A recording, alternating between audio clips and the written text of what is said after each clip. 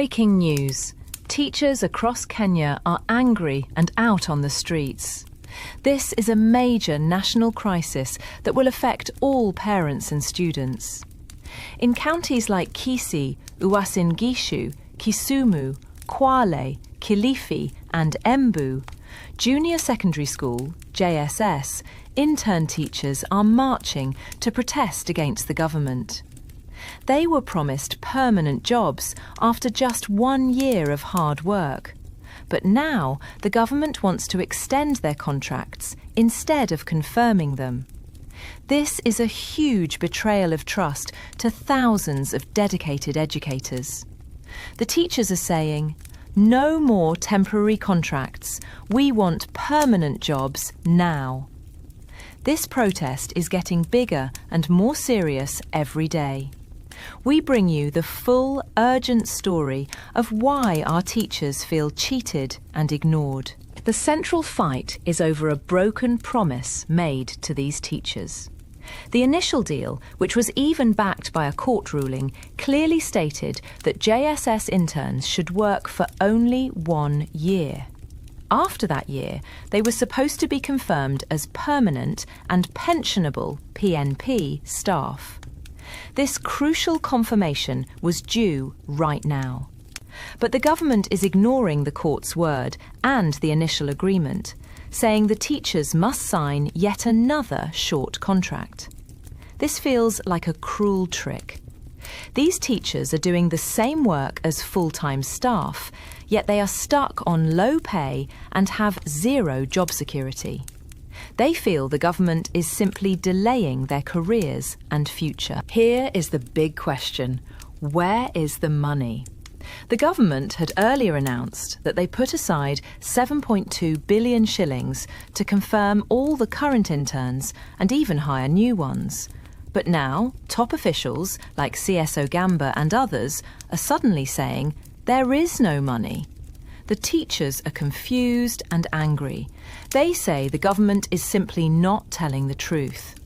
The funds were budgeted for, and they want to know why this money has vanished when they need it most to secure their jobs. Imagine dedicating yourself to teaching, but earning only about 17,959 shillings a month.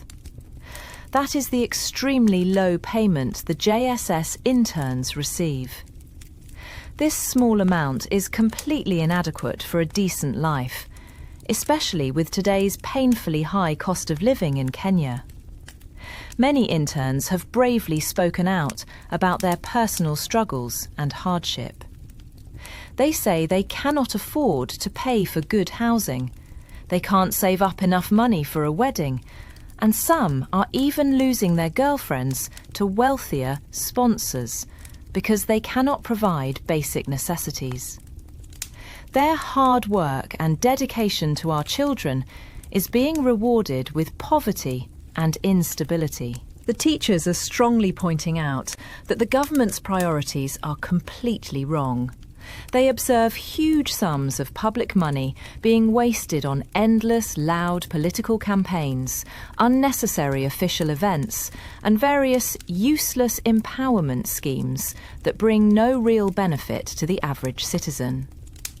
The teachers argue that if the government can easily spend billions on these non-critical political activities, they could easily divert a small fraction of that money to pay teachers fairly and fix the critical education sector.